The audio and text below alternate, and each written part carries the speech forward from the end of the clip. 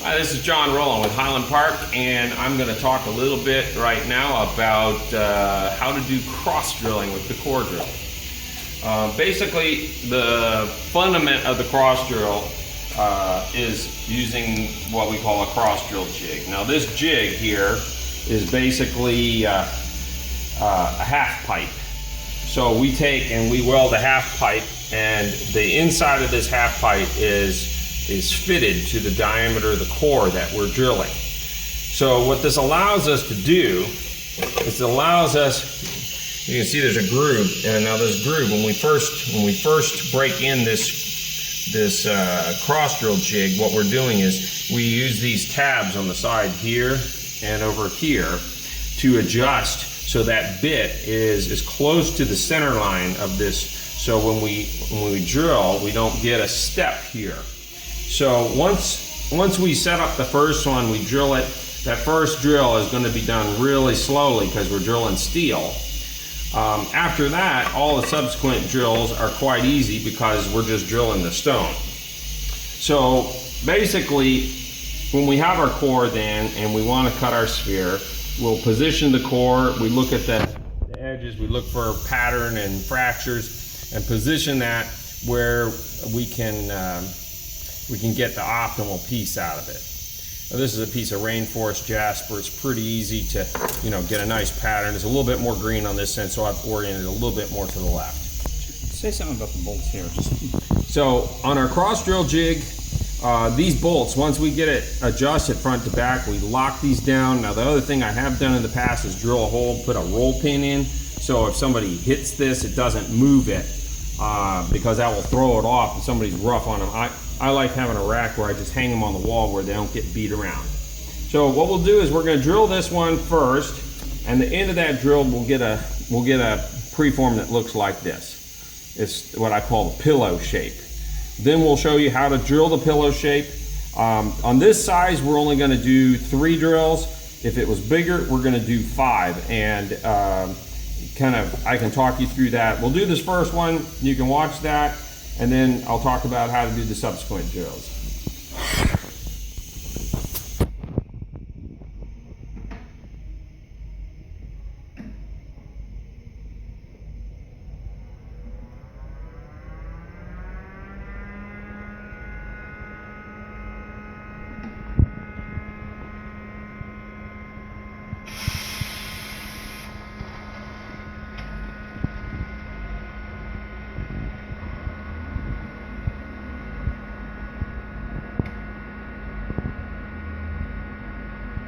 Cross drilling, we sometimes will set up our oil for an external because the bit's only contacting here and here, and sometimes your oil just runs down.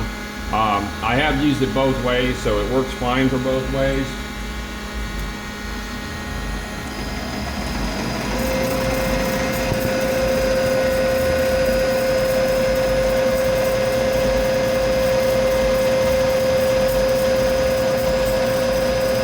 I can rapid traverse down until I touch, but I'm just scooching it down until I start hearing some contact, and then I can open up my feed here until I get the bit nicely set into that. Now, if you're drilling a lot of pieces, you can use your depth setting so you know when you're getting close. On this one, what we're looking for is when those end pieces flop over, that's when I stop the drill. You never want to drill all the way through the piece, because then you run a risk of the piece coming loose and spinning inside the bit, and it usually knocks teeth off the bit and can break your rock too. So you don't want to, cross drilling any of the drills, you don't want to go all the way through. You want to stop maybe 4 to 6 mm before the bit goes all the way through the piece.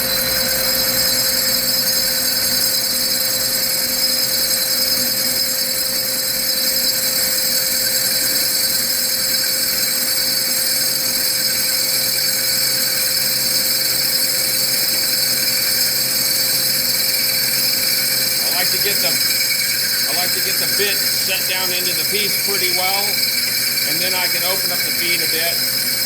Right now our feed rate, see, got a pretty decent feed rate on it.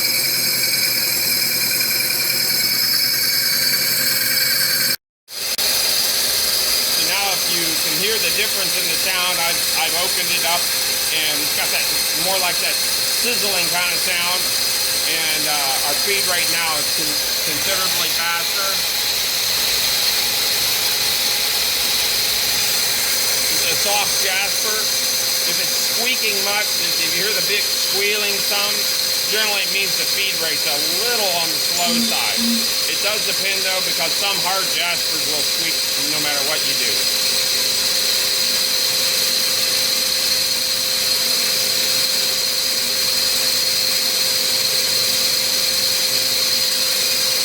Now, one of the things I'll say is I always keep a tool like this so I can poke at my rock if I need to. I don't ever use my hands. You keep your hands out of the drill area.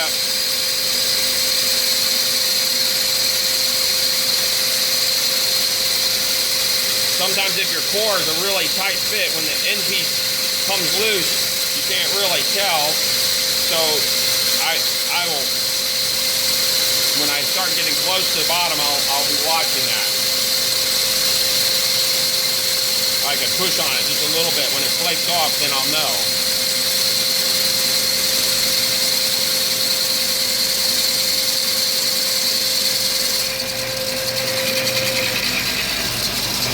And we're through. Now I use the fast stop when I get down and I can listen to a stone like that.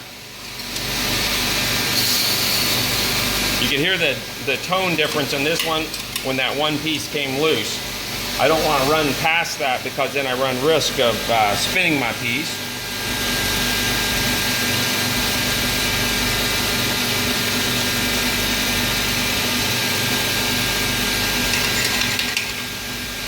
Yeah, our jig's pretty tight, so... And you wouldn't want to put your hand underneath. Yeah, but I got my drill off. And there's my core.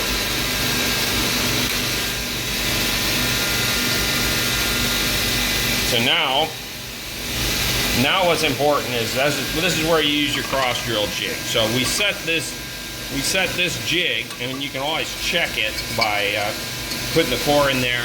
I'll run my ram down.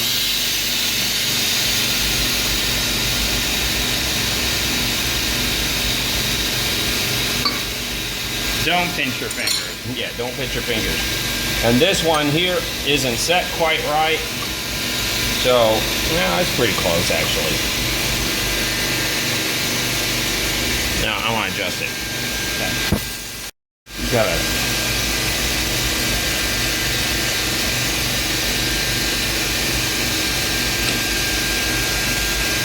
So what I want is when this pin is sitting there in this left-hand side, that it's laying against the core right here, and the right-hand position is just you're away from the bit. So this position is where you're going to set it for that second drill. All subsequent drills, actually. So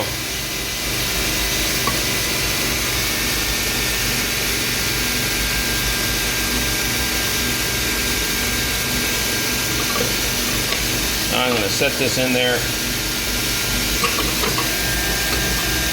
Oh, I check, make sure I don't have a. It's like if you wouldn't set it in with this bump on there, then it wouldn't lay right. So I'm going to lay it in this way where those aren't in my way. Get it up against this jig and push it down in position good. And now I'm ready for drill number 2. Now when I start it, I like to have it. I can put some pressure on this side with it so it doesn't walk over on me, and I have my pin down. Now, as you watch when I drill this, I'm going to lift that pin up. I'm going to lift that pin up before I get to the halfway point, because I'm going to need to get it out of the way.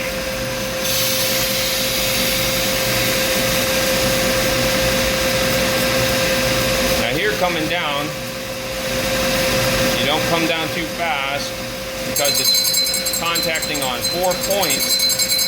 You're going to cut the ears of that pillow off.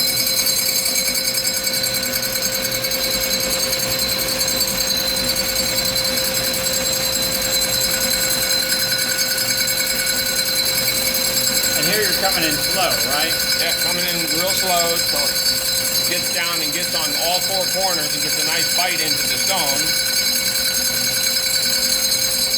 peeking around the side to see how it's doing.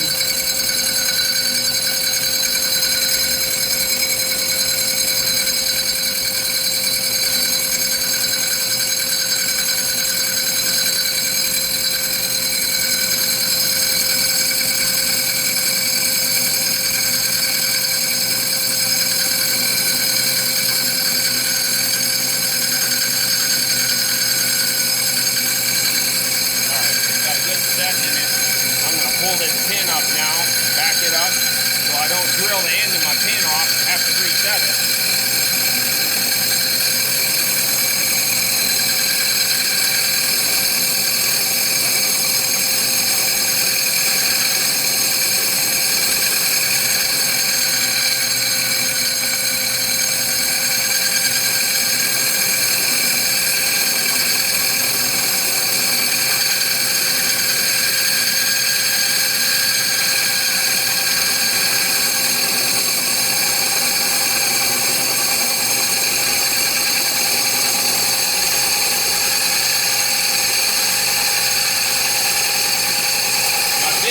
Worn out, but there's still enough diamond on it to cut and fine.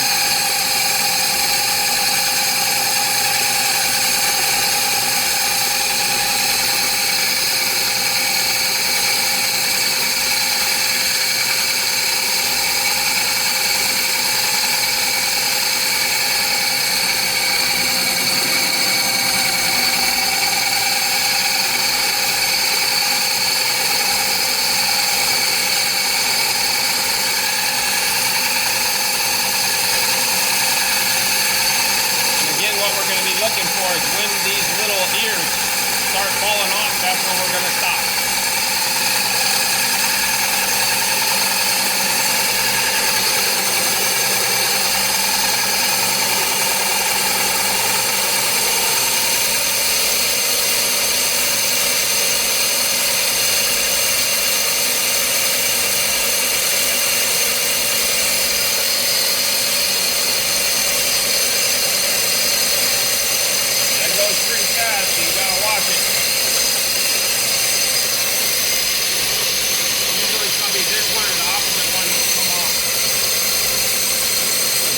Push it out. A little past halfway.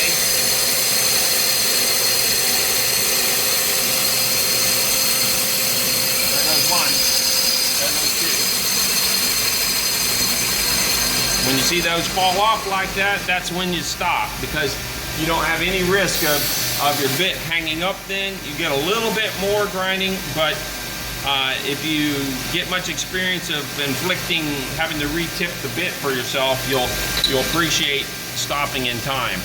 So now we could have gone further. This is kind of a crumbly material, so we could have drilled another 6 mm, but I'm going to stop on it because it is kind of a crumbly material, and the last thing I want to do is break my piece, because it's a nice little ball. Now they're basically, I'm going to stop on this one. If we wanted to drill it more, then we would actually be setting it in this way. That takes off this corner, and the back 2 corners. And then the other one would be this way. So we're at 3 right now. 4 and 5 are tilting it this way and tilting it this way. You look across the line from point to point, that's how you know where you would level it. There, point to point, here, point to point. So if it was a little bit bigger, I would do that. On this size, I'm not gonna do it because we can hand grind it with that turbo wheel so fast, then throw it in the sphere machine and it's round. This size is kind of like the marginal one. You get up above this, then it's definitely worth it because you're taking a lot of material off with one drill. And my bit is almost done. This bit might drill 2 or 3 more holes, but you can see my segments are really, really close to done. So I think it's time to retip that bit. So this is a larger preform that we've drilled 5 times. So you can see with the 5 drills how the spaced is. That's from taking it and flopping it in the cradle. So, you know, the original core than the cross drills, which you're just flipping it back and forth. But it gives a nice preform, and then you come back with the grinder and you knock these ridges off and go straight into the sphere machine.